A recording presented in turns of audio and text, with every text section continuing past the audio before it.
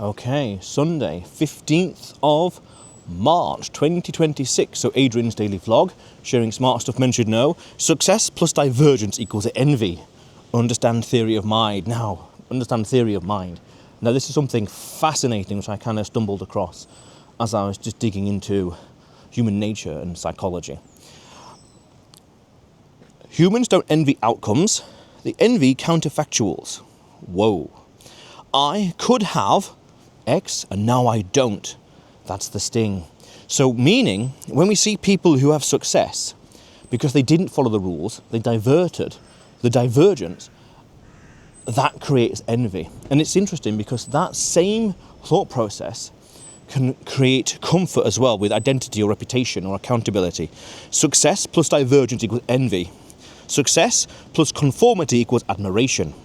Failure plus divergence equals relief. Failure plus conformity equals indifference. Wow. So when you say most people out there who, just average Joe, for example, he would see someone else's success and they have divergence. They didn't follow the rules. That person, the average Joe, may envy them. Okay. Success and conformity, they follow the rules. Admiration. Interesting. Success and divergence, and this is powerful, relief. Oh, thank goodness, because it allows them to mentally and emotionally double down on the rules they have been already following. Wow.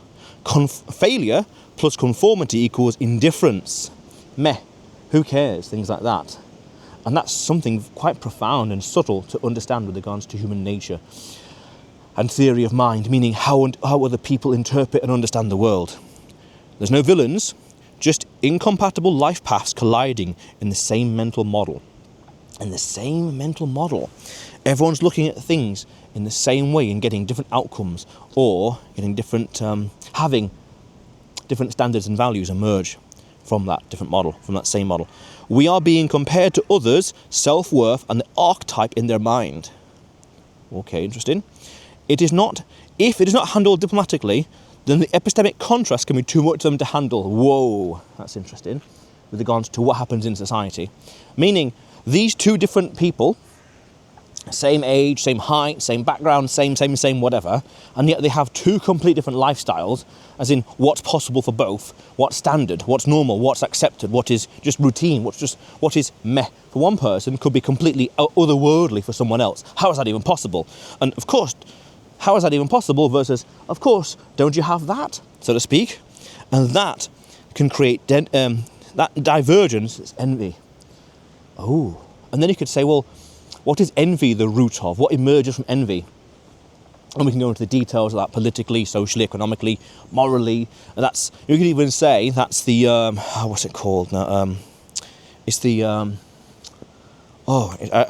it's a fallacy. I coined a fallacy for this. It's the Puritan fallacy.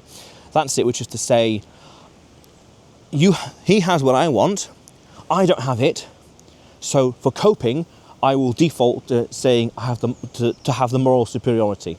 Oh, he may have that nice fancy material thing, but at least I'm a good person, at least I go to church on Sunday. That's the divergence, that is the envy, that's the epistemic contrast to be conscious of when dealing with people.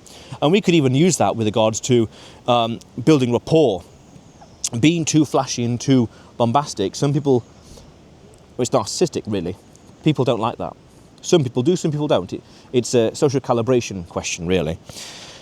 The hard truth you should internalize, being legible is more valuable than being impressive. So being palatable, being understood, being appreciated.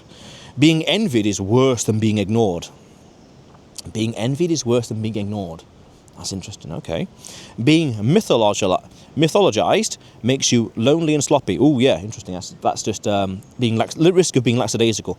Being quietly correct, that's nice. Being quietly correct compounds with regards to building, creating just in the background, compounding, doing things, having the right habits, the right standards, values, ideas, everything like that. Legible, more valuable than impressive. Okay. Envied is worse than being ignored. Interesting, because I think there's power. There's power in being underestimated. Meaning there's less friction. Being mythologized makes you lonely and sloppy. Yeah, it's lonely at the top of the pyramid. Sloppy, yes, depending on lackadaisical you are. Discipline and determination, so to speak. But quietly compounding, being quietly correct, compounds, yes. Meaning, if every single day you hit your goals and you're working and building and creating, that's the divergence that can emerge. And then it's a question of practicalities and standards and values. Do you want said divergence? Do you want to achieve, have, create, build, you name it?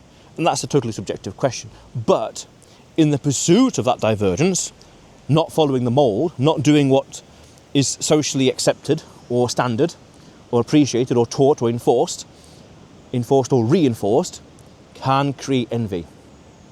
It is an attack vector worth understanding and being aware of and codifying and enumerating that exists in the future.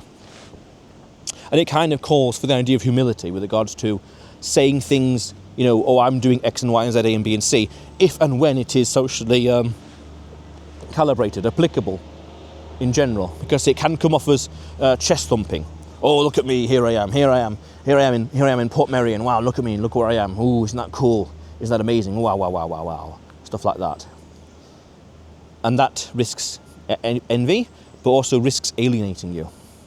In the same way, oh, haven't you been here before? Haven't you been to North Wales? Haven't you been to Port Merion? Haven't you? Of course. Epistemic contrast. Of course, yeah, for me, it's just easy, in and out, shaking all about. Do it, done.